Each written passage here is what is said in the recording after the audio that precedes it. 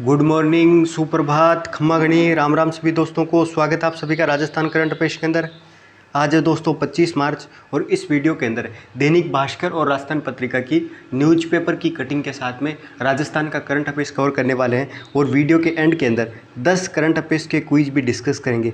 इस वीडियो के अंदर और क्या खास रहने वाला है वो बता देता हूँ दोस्तों। इस वीडियो के अंदर जयपुर की 2 लोक देवी, एक तो शीतला माता, एक शिला माता, इन दोनों के बारे में आपको बताने वाला हूँ। आना सागर झील के बारे में बात करेंगे, लूनी नदी है उसके बारे में भी बात करेंगे। न्यूज़पेपर के अंदर आया हुआ है तो लूनी नदी और आना सागर झील है उसके बैकग्राउंड के बारे में बात करेंगे। साथ में राजस्थान महिला आयोग और राजस्थान अक्षय ऊर्जा निगम है, इन आयोगों के बारे में भी बात करने वाले हैं। तो आप सभी से रिक्वेस्ट है, गुजारिश है दोस्तों, यदि आपको वीडियो पसंद आ रहा है आप देख लो। मैं राजस्थान की न्यूज़पेपर की कटिंग के साथ में बैकग्राउंड के साथ में आपको गूगल पे सर्च करके ये सारा का सारा कंटेंट वगैरह है वो आपके लिए लेके आता हूँ दोस्तों। आपका फ़र्ज़ बनता है कि आप अपने जो भी करीबी यार दोस्त हैं उनके साथ ज़्यादा से ज़्यादा शेयर करिए, ठीक है।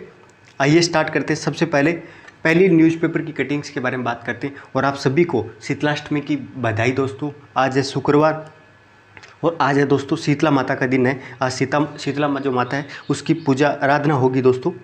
ये जो ठीक है चैत्र कृष्ण पक्ष अष्टमी को, चैत्र कृष्ण अष्टमी को शुक्रवार को दोस्तों शीतलाष्टमी है। वो बाशेड़ा इस दिन है ना दोस्तों, वो ठंडा खाना बनाया जाता है। जो पहले दिन है खाना बनाया जाता है जिसको क्या बोलते हैं, राधा पुआ। राधा पुआ के लिए विभिन्न प्रकार के दोस्तों पकवान वगैरह बनाए जाते हैं। तो आइए आपको शीतला माता के बारे में बताता हूँ। शीतला माता दोस्तों इनका प्रसिद्ध मंदिर है चाक्षु जयपुर के अंदर शीतला माता का प्रसिद्ध मंदिर है। इस माता को चेचक के देवी के रूप में, बच्चों के पालनहार के रूप में और शेडल माता के नाम से भी इनको जाना जाता है। शीतला माता है उसको चेचक की देवी, बच्चों की पालनहार और शेडला माता के नाम से भी जाना जाता है। जिसका प्रख्यात मंदिर है वो कहाँ पे है दोस्तों, चाक्षु जयपुर के अंदर है। इस देवी को खंडित रूप में पूजा कर जाती है, ठीक है।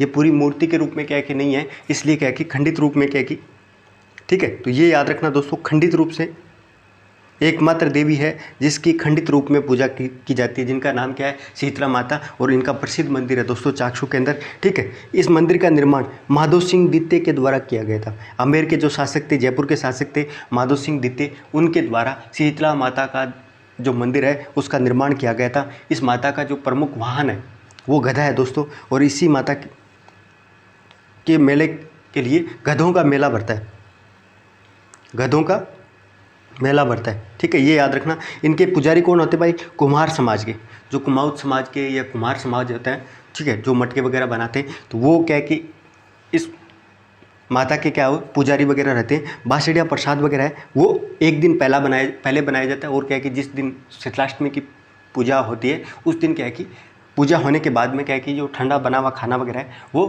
खाया जाता है दोस्तों। चैत्र कृष्ण अष्टमी के दिन इनका मेला वगैरह भरता है और इसी दिन मारवाड़ में गुड़ला पर्व के रूप में मनाए जाते हैं। तो ये इतने सारे फैक्ट वगैरह हैं जो आप याद रख सकते हो। इसका मंदिर का जो निर्माण है चाक्षु के अंदर, ये माधो सिंह द्वितीय के द्वारा करवाया था।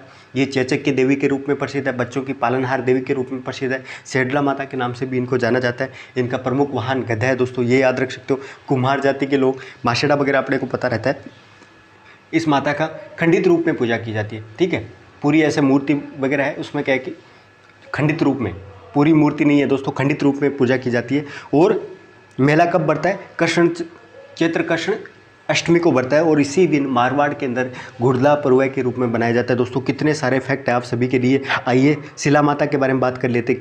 क्योंकि कन्फ्यूजन रहता है। जयपुर की 2 लोक देवी हैं, दोनों का नाम क्या है कि सेम है, तो इसलिए क्या है कि आप कन्फ्यूजन में नहीं रहो, इसलिए शिला माता के बारे में बात करते हैं। शिला माता इनका मंदिर कहाँ पे भाई, आमेर के अंदर, जयपुर के आमेर के अंदर शिला माता का मंदिर है दोस्तों। इसको अन्नपूर्णा देवी के नाम से जाना जाता है। शिला देवी है उसको क्या है कि किस नाम से जाना जाता है, शिला माता को तो अन्नपूर्णा देवी के नाम से भी जाना जाता है। इस माता के मंदिर का जो निर्माण है दोस्तों कछवाहा शासक मानसिंह प्रथम के द्वारा करवाया गया था।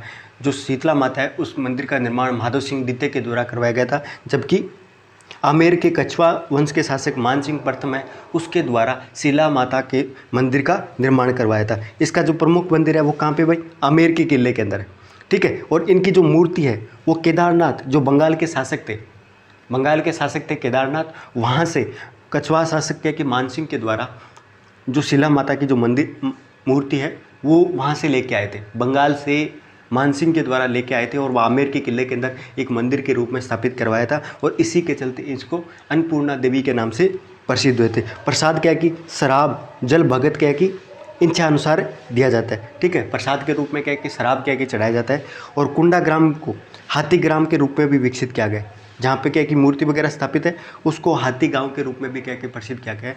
तो ये चीज़ शिला माता के बारे में था। अब आपको विभिन्न जो राजस्थान की रियासतें वगैरह थी उनकी प्रमुख कुल देवियों के बारे में बात कर लेते हैं दोस्तों, जल्दी जल्दी बात करते हैं, ठीक है। जोधपुर की जो कुल देवी थे वो नागनेची माता, जोधपुर के जो राठौड़ वंश था उसकी कुल देवी का नाम क्या था वो दोस्तों, नागनेची माता। जैसलमेर की स्वांग्या माता, जो सुगनचिड़ी इनका पवित्र, ठीक है, तो सुगनचिड़ी वगैरह है उसको क्या कि मानते हैं दोस्तों। तो जैसलमेर की स्वांग्या माता, बीकानेर के जो राठौड़ वंश थे उनकी करणी माता, ठीक है।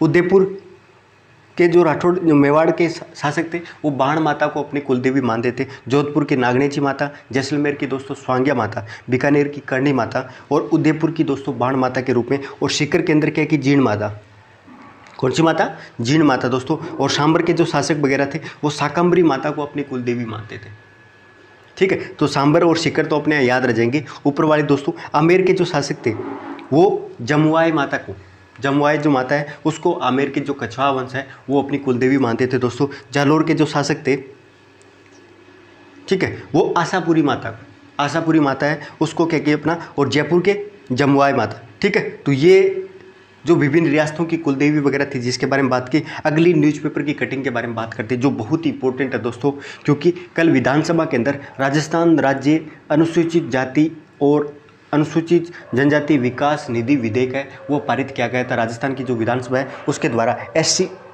ST के लिए एक निधि की स्थापना की गई थी जिसको क्या कि विधानसभा के द्वारा पारित किया गया था। इस निधि के अंदर क्या कि जो सरकार क्या है 1000 करोड़ रुपए की 2 निधियाँ हैं, 1000 करोड़ रुपए की 2 निधियाँ दोस्तों। इस निधि के अंदर 500 करोड़ रुपए की कोष है वो सरकार के द्वारा बनाए जाना है और इसी को लेके इसमें दोस्तों राज्य सरकार के द्वारा प्रदेश की अनुसूचित जाति और अनुसूचित जनजाति है उसकी विकास के लिए एक अलग अलग क्या की कोष का निर्माण करेगी। राजस्थान अनुसूचित जाति विकास कोष और राजस्थान अनुसूचित जनजाति विकास कोष दोनों के अंदर 500 करोड़ रुपए की निधि का निर्माण किया गया दोस्तों। मामला क्या था, जो पिछला बजट था 2021-22 का जो बजट था दोस्तों उसके अंदर सरकार के द्वारा 100 करोड़ रुपए की SC को विकास निधि बनाई गई थी और 100 करोड़ रुपए की ST की विकास निधि कोष बनाई गई थी, जिसको इस बार का जो बजट है 2022-23 का उसके अंदर 100 करोड़ रुपए की जो राशि थी उसको बढ़ा के 500 करोड़ रुपए की राशि है वो विकास निधि के अंदर किया गया है। और इसी के लिए विधानसभा के अंदर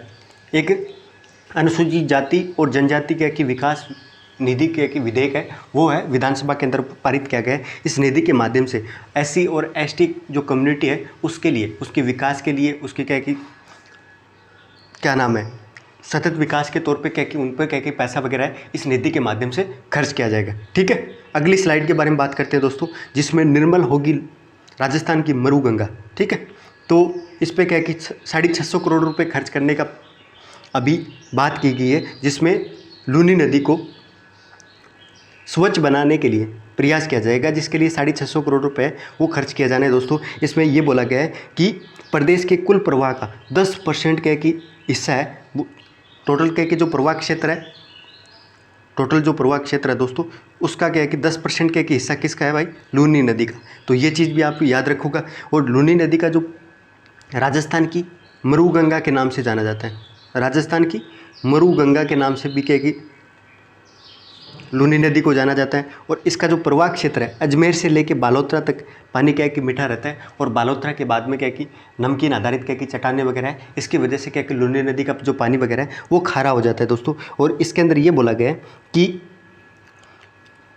नमामि गंगे की तर्ज पे लूनी नदी सहित क्या है कि देश की 13 प्रमुख नदियां और इसकी क्या है कि 200 से अधिक सहायक नदियां वगैरह हैं उसको निर्मल और अविरल बनाने के लिए केंद्र सरकार के द्वारा एक विस्तृत परियोजना रिपोर्ट है वो जारी की गई है। देखो मामला क्या है दोस्तों, केंद्र सरकार के द्वारा देश की 13 प्रमुख नदियाँ देश की 13 प्रमुख नदियाँ और उनकी 200 से अधिक की सहायक नदियाँ वगैरह है उसको स्वच्छ बनाने के लिए, उनको निर्मल बनाने के लिए और अच्छी तरीके से पानी वगैरह का फ्लो वगैरह रहे, इसके लिए उनकी साफ़ सफाई के लिए सरकार के द्वारा एक परियोजना तैयार की गई है और 13 प्रमुख नदियों को चयन किया गया है, जिसमें से लूनी नदी है उसका भी चयन किया गया है और उसी के लिए एक विस्तृत परियोजना बनाई गई है जिसपे 650 करोड़ रुपये खर्च किए जाएंगे।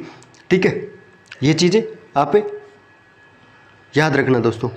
इसमें क्या किया जाएगा भाई, इसके अंदर दोस्तों जो अकेले लूनी नदी है उसको संवारने के लिए सरकार के द्वारा प्रमुख और उसकी सहायक नदियाँ वगैरह, उसका बेसिन क्षेत्र वगैरह, उसमें साफ़ सफाई के साथ में क्या कि आसपास नदी के क्या कि कटाव वगैरह है उसको रोकने के लिए क्या सरकार के द्वारा पेड़ पौधे वगैरह की एक श्रृंखला वगैरह है उसका भी निर्माण किया जाएगा। ये 8 नदियाँ आप देख सकते हो, 13 नदियाँ वगैरह देख सकते हो जिसका क्या है कि केंद्र सरकार के द्वारा चयन किया गया है। अपन क्या कि लूनी नदी के बारे में बात कर लेते हैं दोस्तों। ये लूनी नदी का अपवाह क्षेत्र है जिसके बारे में क्या की बात करेंगे। सबसे पहले आज वो फैक्ट के बारे में बात करते हैं कि लूनी नदी है दोस्तों, उसका उद्गम अरावली श्रेणी के अंदर अजमेर के नागफाड़ से होता है। तो उद्गम कहाँ से होता है? नागफाड़ से। ठीक है, नागफाड़ से दोस्तों अजमेर के लूनी नदी का उद्गम होता है। उसके बाद में दक्षिणी पश्चिमी राजस्थान के अंदर बहते हुए नागौर, पाली, जोधपुर, बाड़मेर और जालोर क्षेत्रों के अंदर बहते हुए लगभग 320 किलोमीटर तक प्रवाहित होती है। राजस्थान के अंदर कितने किलोमीटर प्रवाहित होती है दोस्तों? 320 किलोमीटर। राजस्थान के अंदर लूनी नदी का प्रवाह क्षेत्र कितने? 320 किलोमीटर। अजमेर के नागफाड़ से निकल के ये 6 जिलों के अंदर बहती है। ठीक है, अजमेर, नागौर, पाली, जोधपुर, बाड़मेर और जालोर, राजस्थान के 6 जिलों के अंदर जो नदी है, दो नदियाँ हैं दोस्तों राजस्थान की, जो केवल राजस्थान के 6 जिलों को कवर करती है। एक तो चंबल नदी और दूसरा लूनी नदी। लूनी नदी का क्या कि 320 किलोमीटर है, वो राजस्थान के अंदर बहती है। वैसे टोटल लंबाई है 511 किलोमीटर। लूनी नदी की टोटल लंबाई कितनी है भाई? 511 किलोमीटर। और राजस्थान के 6 जिलों से बहते हुए ये नदी क्या कि कहाँ पे लुप्त हो जाती है? कच्छ के रण के अंदर लुप्त होती है। गुजरात का जो कच्छ का रण है वहाँ पे क्या है कि पानी वगैरह की कमी की वजह से ये नदी क्या हो जाती है? लुप्त हो जाती है दोस्तों। इसको अन्य नाम से भी जाना जाता है। किस नाम से जाना जाता है? सार्की नदी के नाम से, लवणवती के नाम से, लवणाद्री, खारी मीठी नदी के नाम से भी जाना जाता है। उसको क्या कि एक सागरमती नदी के नाम से भी जाना, सागरमती सरस्वती नदी के नाम से भी क्या कि लूनी नदी को जाना जाता है। तो ये उपनाम है सार्की, लवणवती, लवणादी और खारी मीठी नदी के नाम से भी जाना जाता है। और इसके उद्गम स्थल पे इसको सागरमती के नाम से जाना जाता है। अजमेर के अंदर जब नागफाड़ के अंदर जब उद्गम होता है इस नदी को, तो उसको सागरमती नदी के नाम से भी जाना जाता है। फिर उसको सरस्वती और उसके बाद में क्या कि इसको लूनी नदी के नाम से जाना जाता है। तो अब अपने अपवाह क्षेत्र में जैसे जैसे आगे बढ़ती है उसका नाम चेंज होता है। जैसे उद्गम होता है वहाँ पे सागरमती, थोड़ी देर के बाद में दूर के बाद में सरस्वती, और फिर क्या है कि उसको लूनी नदी के नाम से भी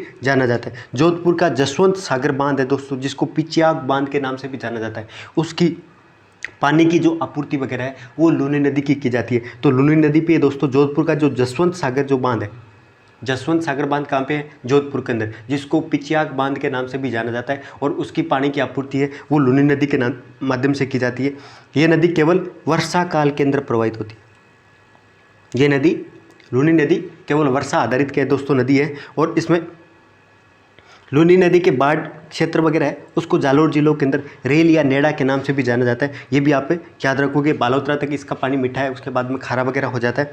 और इसकी जो सहायक नदी है वो बहुत ही इंपॉर्टेंट है दोस्तों। सहायक नदियाँ कौन कौन सी है? लीलड़ी, सूकड़ी, बांडी, मीठड़ी, जोजरी, जवाई और सगाई। और दाईं ओर से मिलने वाली एकमात्र नदी है जिसका नाम क्या है भाई? जोजड़ी।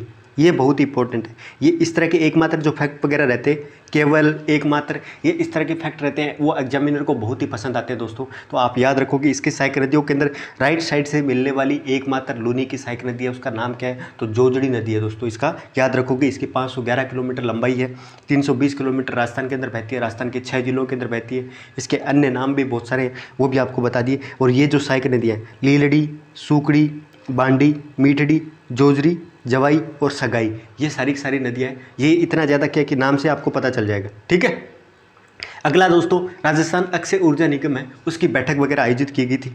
जिसके बारे में बात करते हैं। और वो जो बैठक थी वो स्वरोजगार के लिए अक्षय ऊर्जा के साधनों के प्रयोग वगैरह बढ़ाने को लेकर बात की गई है। राजस्थान जो अक्षय ऊर्जा निगम है उसकी बैठक के अंदर गाँवों के अंदर स्वरोजगार, उत्पादकता और आय बढ़ाने के लिए नवीन और नवीकरणीय अक्षय ऊर्जा के साधनों का प्रयोग को बढ़ावा देने की बात की गई।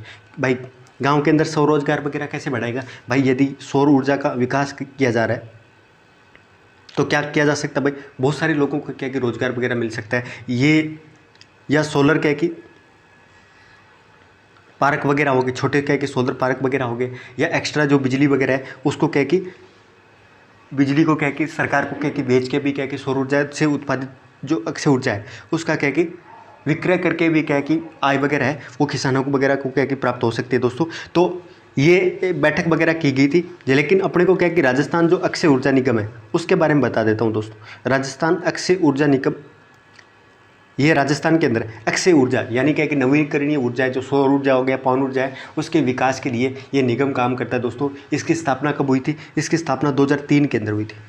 ये बहुत इंपॉर्टेंट है। इसकी स्थापना 2003 के अंदर हुई थी और राजस्थान के अंदर 2 एजेंसियाँ थी। इससे पहले अक्षय ऊर्जा के लिए 2 एजेंसियाँ थी, एक का रेडा साहित्यिक रेडा और एक और एजेंसी थी दोस्तों RRECL। इन दोनों को मर्ज करके 2003 के अंदर राजस्थान अक्षय ऊर्जा विकास निगम है उसकी स्थापना हुई थी। ठीक है। अगला दोस्तों, अब झील के किनारे 7 अजूबे। दोस्तों ये आना सागर झील है। कौन सी झील है भाई?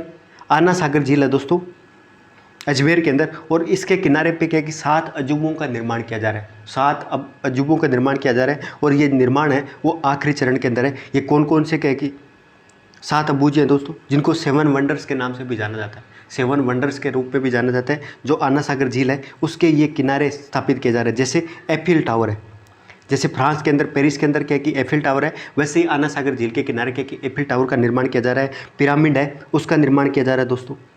ये जो पिरामिड देख सकते हो इसका निर्माण किया जा रहा है। कॉलेज पिसा की जो मीनार है दोस्तों उसका भी निर्माण किया जा रहा है। ताजमहल भी आप देख सकते हो, ये देखो आप, ताजमहल भी क्या आना सागर झील के किनारे बनाए जा रहे हैं। कॉलेजियम भी बनाया जा रहा है। स्टैचू ऑफ लिबर्टी है उसका भी निर्माण किया जा रहा है। ठीक है। और क्राइस्ट द रेडीमेर, इसका भी क्या है कि इस तरह के कि 7 अजूबे हैं वो आना सागर झील के किनारे बनाए जा रहे हैं, जिनको 7 वंडर्स के नाम से भी जाना जाता है। और ये जो निर्माण वगैरह है वो लगभग क्या है कि आखिरी चरण के अंदर, जैसे ताजमहल बन गया, पिरामिड बन गया, ये स्टैचू ऑफ लिबर्टी बन गया, ये एफिल टावर है वो बन गया। ठीक है। तो ये क्राइस्ट द रेडीमेर है ये भी बन गया है दोस्तों। तो आइए आना सागर झील के बारे में बात करते हैं। ये आना सागर जो झील है दोस्तों ये अजमेर के अंदर है और इसका निर्माण पृथ्वीराज चौहान के पिता अर्णोराज या अणोजी चौहान के द्वारा इसका निर्माण किया गया था। तो आना सागर जो झील है उसका निर्माण किसके द्वारा किया गया था भाई? अजमेर के अंदर इसका निर्माण है वो पृथ्वीराज चौहान है, उसके पिताजी थे अर्णोराज। इसी के नाम पे क्या है कि इस झील का नाम भी क्या है कि आना सागर पड़ा था। और इस झील का निर्माण के 1135 से लेके 1150 के बीच में किया गया था। कब किया गया था? 1135 से 1150 के बीच में किया गया था अर्णोराज के द्वारा, अणाजी के नाम से भी। इसी के चलते एक दोस्तों आपको कुछ फैक्ट बताता हूँ। इस झील के किनारे दोस्तों दौलत बाग का निर्माण है। जो आना सागर झील है इस झील के किनारे दौलत बाग का निर्माण जहांगीर के द्वारा करवाया गया। किसके द्वारा? जहांगीर के द्वारा दौलत बाग का निर्माण करवाया गया था, इसको वर्तमान के अंदर सुभाष उद्यान के नाम से भी जाना जाता है। आना सागर झील के किनारे जहांगीर के द्वारा दौलत बाग का निर्माण करवाया गया था, जिसको सुभाष उद्यान के नाम से भी जाना जाता है। ये भी आप फैक्ट याद रखोगे। शाहजहाँ के द्वारा 7 बंदरियाँ बनाई थी। शाहजहाँ के द्वारा 7 क्या कि देखा जाए तो बंदरियाँ का निर्माण है वो इस झील के किनारे करवाया गया था। तो ये कुछ महत्वपूर्ण फैक्ट वगैरह थे वो आप याद रखोगे। नेक्स्ट दोस्तों डिकॉय ऑपरेशन के बारे में बात करते हैं। डिकॉय ऑपरेशन के द्वारा 86 से अधिक ई मित्रों के द्वारा निर्धारित शुल्क से अधिक क्या सरकार के द्वारा क्या किया गया, 3.5 लाख से ऊपर क्या कि राशि वगैरह वसूल करते हुए क्या कि पकड़े गए थे। सरकार के द्वारा आमजन को ऑनलाइन सरकारी सुविधा वगैरह है उसको कार्य वगैरह करने के लिए ई मित्रों का 450 रुपये 450 कार्यों के लिए एक तरह का शुल्क निर्धारित किया गया। मामला क्या है दोस्तों? सरकार के द्वारा आमजन जितनी भी सरकारी ऑनलाइन वगैरह सर्विसेज वगैरह है वो ई मित्र के माध्यम से दी जाती है और 450 क्या की सेवाओं के लिए ई मित्र के पैसे वगैरह है वो डिसाइड किए गए। उससे ज़्यादा यदि राशि वगैरह है उसको यदि वसूल करते हो तो जिला प्रशासन के द्वारा ई मित्रों को निर्धारित शुल्क से अधिक क्या कि वसूलने की शिकायत वगैरह यदि मिल जाती है तो एसडीएम वगैरह हो गए, तहसीलदार हो गए, डीओटी की जो टीम वगैरह है उसको लगा के 7 दिन के लिए एक डिकोय ऑपरेशन चलाया गया था।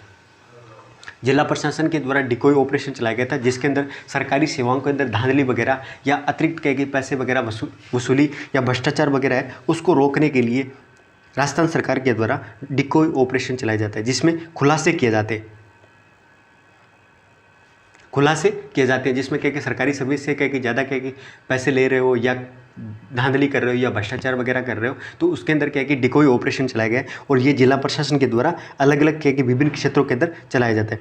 ये याद रखो कि अगला दोस्तों, जोधपुर मंडल की पहली इलेक्ट्रिक ट्रेन है वो चलने को क्या कि तैयार हो गई है। उत्तरी पश्चिमी रेलवे का जोधपुर मंडल है वो अपने इतिहास में पहली इलेक्ट्रिक ट्रेन है उसको चलाने को तैयार किया गया है। सुरक्षा जो आयुक्त है निरीक्षण के बाद में कभी भी मंडल के अंदर जोधपुर मारवाड़ जंक्शन के बीच में, कहाँ पे, जोधपुर और जो मारवाड़ जंक्शन है उन दोनों के बीच में पहली इलेक्ट्रिक ट्रेन क्या कि दौड़ सकती है दोस्तों। इसके साथ में क्या कि ठीक है, एक तरह से क्या कि विद्युतीकरण किया जा रहा है। राजस्थान भारत सरकार के जो रेलवे मंत्रालय है उसके द्वारा क्या कि कोयला आधारित क्या कि जो ट्रेनें वगैरह है उसका इलेक्ट्रीफाइड किया जा रहा है। मानिए यहाँ आप देख सकते हो ट्रेन के जो ऊपर वगैरह रहते हैं दोस्तों, ऊपर ट्रेन के ऊपर क्या कि तार वगैरह लगे रहते हैं और उसी से क्या है कि ट्रेन को क्या है कि ऊर्जा के माध्यम से ट्रेन को चलाया जाता है। तो ये इलेक्ट्रीफाइड किया जा रहा है। जोधपुर लूनी मारवाड़ जंक्शन है वो रेलखंड है, उसका विद्युतीकरण का जो कार्य है वो लगभग क्या कि पूरा हो गया है और इसी के चलते क्या है कि पहली क्या कि इलेक्ट्रिक क्या कि ट्रेन वगैरह लाइट के माध्यम से क्या कि ट्रेन चलने वाली जोधपुर मंडल के अंदर। ठीक है, नेक्स्ट दोस्तों, विश्व जल दिवस कब था भाई? 23 मार्च को विश्व जल दिवस था और उसमें क्या कि परमार्थ को मिला देश का सबसे प्रतिष्ठित वाटर चैंपियन अवार्ड। किसको मिला भाई? परमार्थ को मिला है दोस्तों देश का सबसे प्रतिष्ठित क्या कि जो वाटर चैंपियन अवार्ड है वो किसको मिला है? परमार्थ को मिला है और विश्व जल दिवस के अवसर पर क्या कि ये दिया गया था। इंटरनेशनल वाटर एसोसिएशन और एवं यूनाइटेड नेशन डेवलपमेंट प्रोग्राम किसके द्वारा दोस्तों? 2 संस्थाओं के द्वारा वाटर चैंपियन अवार्ड क्या कि दिया जाता है। किसके द्वारा? एक तो यूएनडीपी यूनाइटेड नेशन डेवलपमेंट क्या कि प्रोग्राम है उसके द्वारा, साथ में क्या कि प्लस में क्या कि इंटरनेशनल वाटर एसोसिएशन, इन दोनों के द्वारा परमार्थ समाज सेवी संस्थान को जल संरक्षण के लगातार बेहतर प्रयास के लिए, जैसे इनके द्वारा क्या कि ठीक है, जो परमार्थ क्या कि समाज क्या कि सेवी संस्थान है इसके द्वारा जल संरक्षण के लगातार कई प्रयास किए गए थे। इनके द्वारा जल शैली, जल समूह वगैरह अन्य स्थानीय जल संरक्षण के अभियान वगैरह स्टार्ट किए गए थे परमार्थ समाज के द्वारा। और इसी के चलते, और ये कहाँ पे भाई? बुंदेलखंड के अंदर। तो बुंदेलखंड के अंदर वैसे भी क्या कि पानी वगैरह की कमी रहती है और इसी के चलते इस समाज के द्वारा परमार्थ समाज सेवी संस्थान है उसके द्वारा जल संरक्षण के प्रयास बुंदेलखंड के क्षेत्र के अंदर किए गए और वहाँ पे इसी के चलते देश का प्रतिष्ठित वाटर चैंपियन अवार्ड है वो विश्व जल दिवस के अवसर पे क्या कि ये प्रदान किया गया था। ये जो प्रदान है दोस्तों देश की प्रतिष्ठित संस्था टेरी यानी ऊर्जा संस्थान और इंटरनेशनल वाटर एसोसिएशन और यूएनडीपी के सहयोग से इस अवार्ड की शुरुआत की गई थी। इस अवार्ड की जो शुरुआत है वो किसके द्वारा की गई थी? भारत की क्या कि टेरी जो संस्था है, ऊर्जा शोध संस्थान है दोस्तों, और साथ में इंटरनेशनल वाटर एसोसिएशन और यूएनडीपी के सहयोग से वाटर सस्टेनेबिलिटी अवार्ड है उसकी शुरुआत की गई थी और परमार्थ समाज को ये अवार्ड मिला है। ठीक है, अगला भैरव सिंह शेखावत के जीवन पे लिखी किताब है शेर ए राजस्थान का विमोचन किया गया। ये किसके द्वारा लिखी गई है भाई? पूर्व उपराष्ट्रपति, भारत के पूर्व उपराष्ट्रपति रहे हुए भैरव सिंह शेखावत, उनके स्मरण पर एक वरिष्ठ पत्रकार है जिनका नाम है भाई सत्य पारिक। तो याद रखोगे कि शेर ए राजस्थान जो बुक वगैरह है वो किसके द्वारा लिखी गई है? तो सत्य पारिक के द्वारा शेर ए राजस्थान बुक लिखी गई है जो भैरव सिंह शेखावत भारत के पूर्व उपराष्ट्रपति हैं उनके जीवन पे आधारित है दोस्तों। ये भी आप याद रखोगे। ठीक है, अगला महिला आयोग के सदस्य सुमित्रा जैन ने किया पदभार क्या कि एक नई अपॉइंटमेंट हुई है दोस्तों महिला आयोग के अंदर। राजस्थान महिला आयोग है उसके अंदर एक सदस्य के रूप में सुमित्रा जैन है उसको शामिल किया गया है। तो अब मैं क्या कि आपको कुछ इंपॉर्टेंट फैक्ट वगैरह बताता हूँ जिसको आप सुनो दोस्तों। राजस्थान के की जो राजस्थान महिला आयोग है उसकी स्थापना कब हुई थी? राजस्थान राज्य महिला आयोग है दोस्तों, उसकी स्थापना 1999 का एक अधिनियम था, राजस्थान राज्य महिला आयोग अधिनियम 1999 के अंदर 15 मई 1999 के अंदर एक सांविधिक निकाय के रूप में, यानी विधानसभा के के द्वारा एक्ट पारित करके राजस्थान राज्य महिला आयोग की स्थापना की गई थी। कब? 15 मई 1999 को। ये एक दोस्तों परामर्शनाथ स्वायत्त संस्था के रूप में काम करता है, महिलाओं के क्षेत्र में काम करता है, एक सांविधिक निकाय है जिसकी स्थापना एक एक्ट के माध्यम से की गई है 15 मई 1999 के अंदर। ये जो राजस्थान राज्य महिला आयोग है, इसकी सदस्य संख्या कितनी रहती है? एक अध्यक्ष के रूप में रहता है, एक अध्यक्ष के रूप में प्लस क्या कि 3 सदस्य रहते हैं। ये जो 3 सदस्य रहते हैं दोस्तों, जिसको ध्यान से सुनिए, 3 सदस्य रहते हैं, ये सारे के सारे सदस्य और अध्यक्ष हैं वो सरकार के द्वारा, राज्य सरकार रहती है उसके द्वारा मनोनीत किए जाते हैं। दोस्तों ये भी याद रखो कि इन 3 सदस्यों के अंदर एक सदस्य रहता है SC ST में से, एक सदस्य कौन रहता है? SC ST में से रहता है, एक क्या कि महिला सदस्य रहता है। ठीक है, तो 2 सदस्यों के बारे में एक्ट के अंदर प्रोविजन किया गया। यदि एक अध्यक्ष और 3 सदस्य, 4 सदस्यों से मिलकर राजस्थान राज्य महिला आयोग की स्थापना की गई थी और इसमें से 3 सदस्य रहते हैं, वो एक तो SC ST का सदस्य होगा, एक क्या कि महिला आयोग का क्या कि सदस्य रहेगा। ये भी याद रखोगे। राजस्थान राज्य महिला आयोग है उसका प्रथम अध्यक्ष कौन था? कांता कतूरिया दोस्तों राजस्थान महिला आयोग की पहली अध्यक्ष थी। वर्तमान के अंदर अध्यक्ष कौन है भाई? रिहाना रियाज क्या कि चिश्ती साहब हैं, वो वर्तमान आयोग के अध्यक्ष हैं। रिहाना रियाज चिश्ती राजस्थान राज्य महिला आयोग की वर्तमान अध्यक्ष हैं। इसके 3 सदस्य होते हैं। पहली अध्यक्ष क्या कि कांता कतूरिया थी, ये भी आप याद रखोगे। नेक्स्ट दोस्तों, विश्व कविता दिवस है वो निम्न में से कब मनाया जाता है? तो विश्व जो कविता दिवस है वो 21 मार्च को दोस्तों विश्व कविता दिवस मनाया जाता है। ये भी याद रखोगे। यूनेस्को के द्वारा 1999 के अंदर पेरिस के अंदर अपने 30वें सम्मेलन के अंदर विश्व कविता दिवस की शुरुआत की गई थी। सक्षम क्या है भाई? सक्षम दोस्तों एक भारतीय तटरक्षक जो बल है उसका M क्लास का एक अपतटीय गश्ती क्या कि युद्धपोत है। दोस्तों ये याद रखो, एक जहाज है। सक्षम क्या है कि सक्षम एक जहाज है दोस्तों। भारतीय तटरक्षक के जो बल है उसका 105 M क्लास के की अपतटीय गश्ती 5वें तटरक्षक के जहाज के रूप में सक्षम है, उसका कमीशन वगैरह किया गया है। ये सक्षम के 5वां और अंतिम अपतटीय गश्ती पोत है।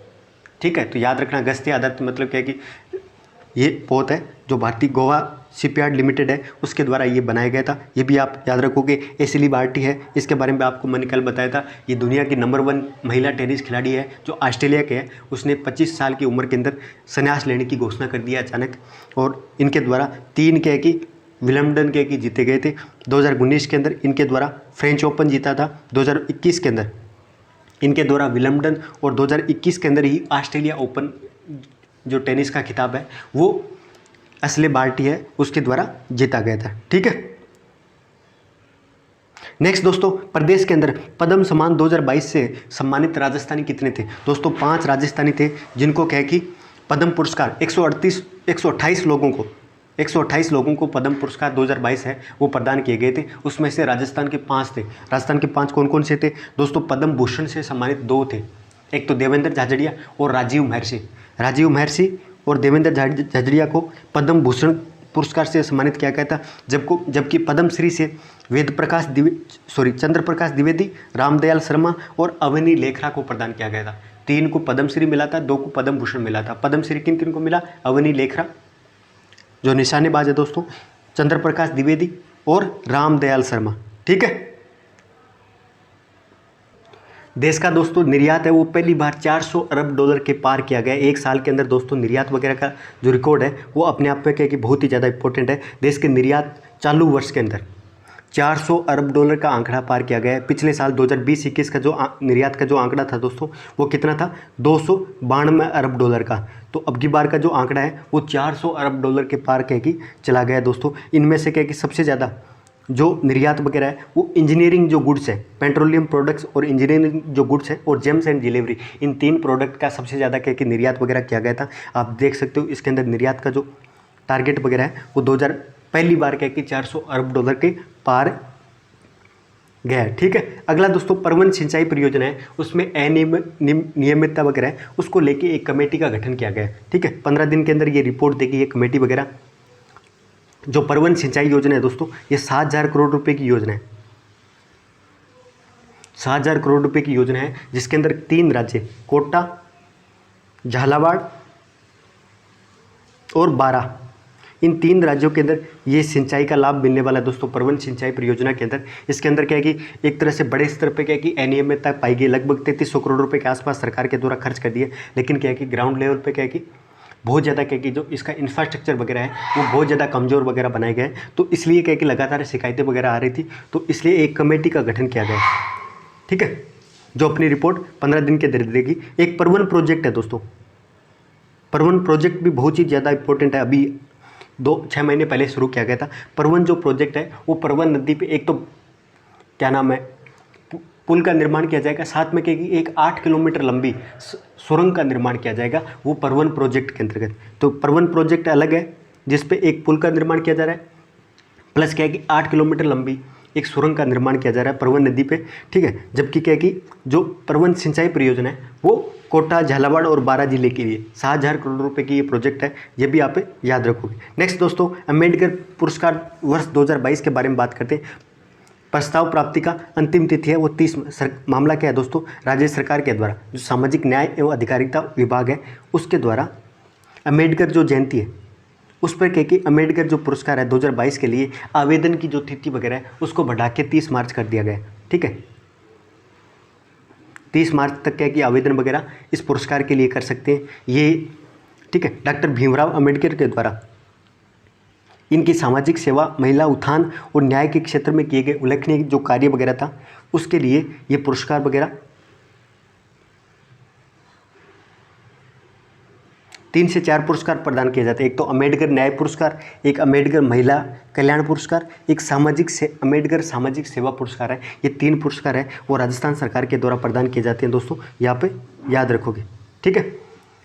आइए करंट अफेयर्स की क्विज देख लेते हैं जल्दी जल्दी। सबसे पहले विश्व टीबी दिवस, वर्ल्ड टीबी दिवस या विश्व क्षय रोग दिवस है वो कब मनाया जाता है दोस्तों, तो 24 मार्च को। 24 मार्च को क्षय रोग दिवस है वो मनाया जाता है। इस बार की जो क्षय रोग दिवस है उसकी थीम क्या थी दोस्तों, invest to end TB save life, ठीक है, यानी invest to end TB save life है। ये ज़्यादा से ज़्यादा टीबी पर क्या निवेश करिए ताकि क्या कि ज़िंदगी वगैरह को बचाया जा सके। ये इस बार 2022 की इस दिवस पर क्या की थीम वगैरह थी। भारत सरकार का जो टारगेट है, राजस्थान सरकार और भारत सरकार का जो टारगेट है दोस्तों 2025 तक भारत से टीबी वगैरह है उसको ख़त्म करना है। दुनिया की 26% टीबी के जो मामले हैं वो भारत के अंदर पाए जाते हैं दोस्तों। अभी रिपोर्टिंग वगैरह हो भी नहीं रही, लेकिन 2025 तक भारत सरकार का टारगेट रखा गया है कि टीबी से उन्मूलन करना है। अगला, हाल ही के अंदर किस राज्य के भरतपुर जिले के केवला देवी राष्ट्रीय उद्यान में अफ्रीका की बोम्बा तकनीक का प्रयोग किया गया था। दोस्तों ये जो बोम्बा तकनीक है जिसके बारे में मैंने आपको पहले भी बताया था, भरतपुर का जो केवला देवी राष्ट्रीय उद्यान है वहाँ से दोस्तों जो डियर्स हैं यानी हिरण वगैरह हैं उसकी क्या उनको ट्रांसफ़र किया गया था, ठीक है। किस तकनीक के माध्यम से, बोम्बा तकनीक के माध्यम से मुकंदरा हिल्स के अंदर ट्रांसफ़र किया गया था, मुकंदरा हिल्स के अंदर ट्रांसफ़र किया गया था। तो बहुत इंपॉर्टेंट था। गहलोत सरकार के कहीं पर न्यूज़ नहीं थी, कहीं न्यूज़ नहीं थी, बस अशोक गहलोत के द्वारा एक ट्वीट किया गया था उसमें ये बोम्बा तकनीक का जिक्र किया गया था। तो इसलिए क्या है कि करंट अफेयर्स मेरा बहुत ज़्यादा इंपॉर्टेंट है दोस्तों, क्योंकि मैं बहुत गवर्नमेंट के जो ऑफिशियल क्या है कि न्यूज़ वगैरह रहती है वहाँ से राजस्थान का करंट अफेयर्स है उसको कवर करता हूँ। तो बोम्बा तकनीक केवला देवी राष्ट्रीय उद्यान के अंदर, ये राजस्थान के अंदर, ठीक है, अफ्रीका की ये तकनीक थी। भारत ने पहली बार एक वित्तीय वर्ष के अंदर कितने अरब डॉलर माल का निर्यात का लक्ष्य हासिल किया दोस्तों, तो इसका आंसर होगा 400 अरब डॉलर, ठीक है। अगला दोस्तों, हाल ही में किस देश ने यूक्रेन के साथ जारी संघर्ष में पहली बार हाइपरसोनिक मिसाइल का प्रयोग किया गया है, तो रशिया के द्वारा हाइपरसोनिक पहली बार क्या कि यूक्रेन के अंदर हाइपरसोनिक मिसाइल का प्रयोग किया गया है। और ये मिसाइल का नाम क्या था दोस्तों, कंजूल। कंजूल जो हाइपरसोनिक मिसाइल है वो रशिया के द्वारा यूक्रेन के अंदर इस्तेमाल किया गया था, तो इस मिसाइल का नाम याद रखना। अगला, नासा ने पृथ्वी के सौरमंडल के बाहर कितने नए ग्रहों की खोज की गई है, बहुत इंपॉर्टेंट है दोस्तों। नासा के द्वारा पृथ्वी के जो सौरमंडल है उसके बाहर कितने नए ग्रहों की खोज की गई है, तो इसका आंसर होगा दोस्तों 65। 65 क्या है कि नए ग्रहों की खोज है वो नासा के द्वारा की गई है। नेक्स्ट, बंगाली क्या कि जो फिल्म इंडस्ट्री है उस किस प्रसिद्ध क्या कि अभिनेता का हाल ही के अंदर निधन हो गया दोस्तों, तो अभिषेक चटर्जी जो बंगाली फिल्म इंडस्ट्री है उसके सम्मानित अभिनेता थे जिनका हाल ही के अंदर निधन हो गया। अगला, पुष्कर धामी ने दूसरी बार किस राज्य के मुख्यमंत्री के रूप में शपथ ली है, तो उत्तराखंड के मुख्यमंत्री के रूप में इनके द्वारा शपथ ली गई है दोस्तों, यहाँ पे याद रखोगे। पंजाब के अंदर भगवत मान, यूपी के अंदर योगी आदित्यनाथ जी, और मणिपुर के अंदर हेमंत के की बेरवा सांप है, कुछ इस तरह का सोरान है। ठीक है, तो ये आज की बहुत ही महत्वपूर्ण करंट अफेयर्स थी दोस्तों। अपना ख्याल रखिए और वीडियो को दोस्तों लाइक, शेयर और कमेंट वगैरह यहाँ पे जरूर करना। जय हिंद, जय भारत।